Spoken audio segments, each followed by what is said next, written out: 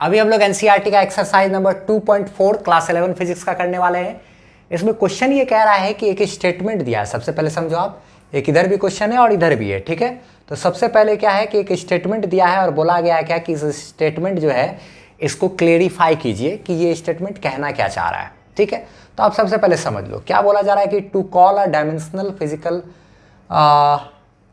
Dimensional quantity large और small is meaningless without specifying a standard for comparison.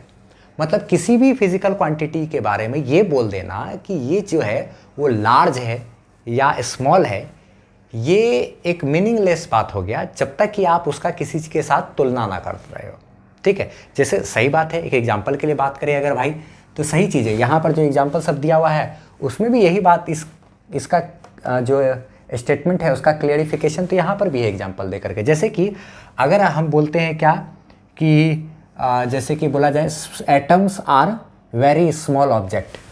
Atom जो है वो सब बहुत छोटा ऑब्जेक्ट है, ठीक है। तो एटम छोटा है भाई, बात तो सही है, लेकिन कैसे?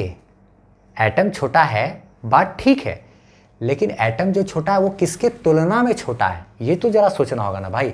अगर हम इलेक्ट्रॉन के साइज से तुलना कर दे तब, तो इलेक्ट्रॉन के साइज से अगर तुलना करें तब तो एटम बड़ा हो जाएगा। बाकी यार सब कुछ के नज़रिए से तुलना करोगे तो आपको तो छोटा है एटम, लेकिन अगर इलेक्ट्रॉन से अगर आप तुलना करो तब तो इलेक्ट्रॉन से तो बड़ा हो गया ना। तो फिर आप खाली सिर्फ ये बोल दोगे कि एटम का जो साइज है वो स्मॉल होता है, तो ये बोलना तो गलत हो गया। तो हमको वहाँ पे एक दिखाना पड़ेगा ना भाई, कोई एक स्टैंडर्ड कि हाँ इसके तुलना में छोटा होता है या इसके बड़ा में। जैसे मान लो आप एक बात करते हैं, जैसे कि जेट प्लेन है, ठीक है। तो जेट है, प्लेन है, वो जेट प्लेन जो है वो बड़ा होता है साइज में। जेट प्लेन क्या है? लार्ज है साइज में।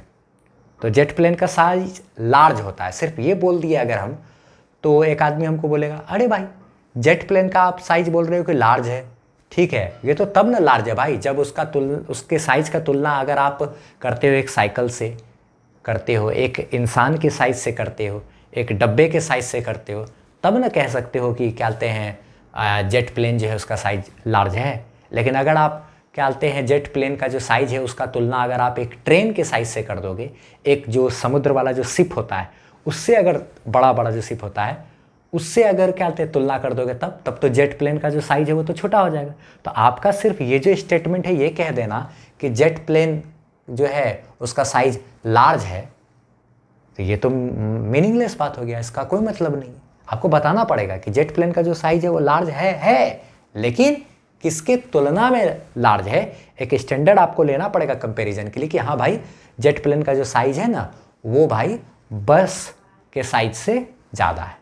The size of jet plane is large as compare to the size of bus, ये बोलना सही तरीका है। आपका ये जो स्टेटमेंट है खाली कि ये चीज़ लार्ज है ये चीज़ स्मॉल है बोल देना सही नहीं है, किसी से तुलना करके आपको बोलना होगा, वो सही तरीका होता है।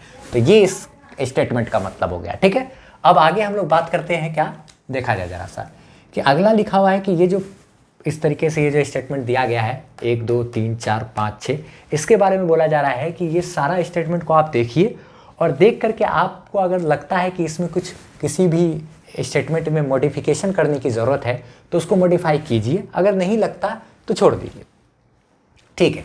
तो जैसे बोला जा रहा है कि atoms are very small object, तो भाई एटम जो है वो स्मॉल ऑब्जेक्ट है, लेकिन किसके तुलना में? अगर इलेक्ट्रॉन के तो साथ तुलना करेंगे तब तो इलेक्ट्रॉन से तो बड़ा हो जाता है, हाँ न्यूक्लियस से तुलना करेंगे तो उससे बड़ा हो जाता है। तो एटम का जो साइज है वो स्मॉल है, तो मान लो एग्जाम्पल के लिए किसके तुलना में, एज कंपेयर टू क्या लिखेंगे, यहाँ पे लिख सकते हैं as compare to a cricket ball. एक क्रिकेट बॉल के तुलना में जो एटम का साइज है वो क्या है? छोटा है। अब ये सेंटेंस एकदम क्लियर हो गया, ठीक है, परफेक्ट हो गया कि atoms are very small object as compare to a cricket ball, उन सबसे बहुत छोटा होता है, ठीक है। A jet plane moves with great speed, jet plane जो है ज़्यादा स्पीड से चलता है। अरे भाई किससे ज़्यादा, किसके तुलना में ज़्यादा स्पीड है, ये तो बताना पड़ेगा ना। क्या अगर हम लोग जेट प्लेन का स्पीड को लाइट से तुलना कर ले तब तो कम में हो जाएगा। तो यहाँ पे हमको लिखना पड़ेगा a jet plane moves with great speed as, या फिर greater speed as compared to the speed of क्या मैन, या फिर बाइसाइकिल, या फिर क्या बस, ऐसे करके कुछ भी लिख सकते हैं। वो सबसे ज़्यादा स्पीड चलता है जेट प्लेन। अब the mass of Jupiter is very large, Jupiter का मास बहुत ज़्यादा है, किसकी तुलना में बहुत ज़्यादा, ये बताना पड़ेगा ना।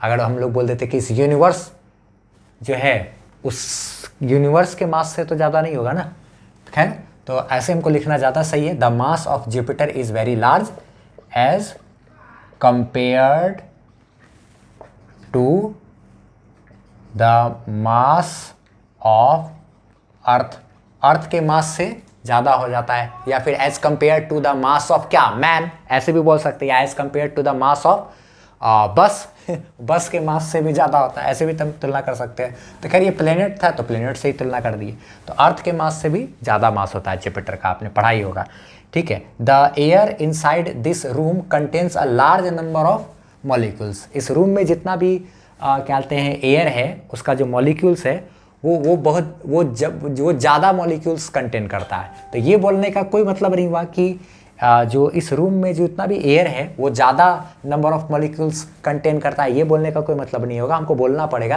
कि हाँ भाई एक बोतल में जितना एयर मॉलिक्यूल्स है उसके कंपेयर में रूम में ज़्यादा एयर मॉलिक्यूल्स है। तो ऐसे हमको बोल सकते हैं कि the air inside this room contains a large number of molecules as compared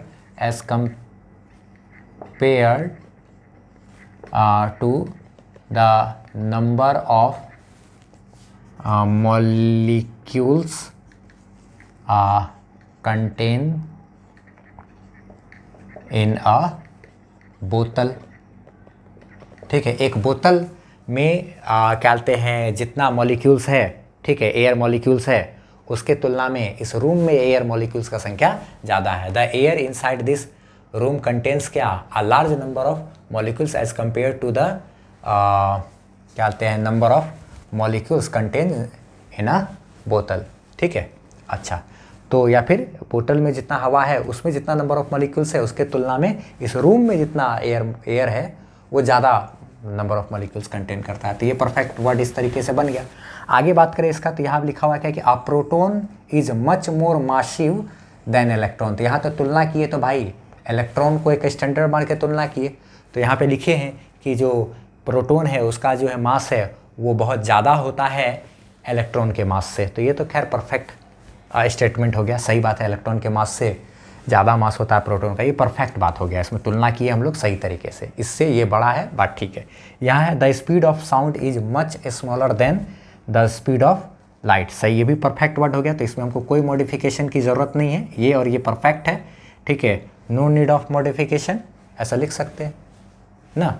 तो ये दोनों परफेक्ट है कि हाँ भाई साउंड का जो स्पीड होता है वो लाइट की स्पीड से कम होता है। तो इसमें कोई मॉडिफिकेशन की ज़रूरत नहीं है, इस सब में आप अपने मन से हिसाब से भी मॉडिफिकेशन कर सकते हैं। तो ठीक है, सॉल्यूशन पसंद आया तो उसको लाइक कर लेना, चैनल पर नहीं है तो सब्सक्राइब कर लेना। आप हमारे चैनल से 11th की पढ़ाई कर सकते हो, एनसीईआरटी का सारा एग्जाम्पल एक्सरसाइज सब कुछ देख सकते हो, थ्योरी भी पढ़ाई कर सकते हो 11th के साथ साथ। ये हमारा चैनल आपको 12th में भी काम देने वाला है, इसलिए चैनल को अगर सब्सक्राइब करते हो तो ये फायदेमंद रहेगा। Bye, best of luck.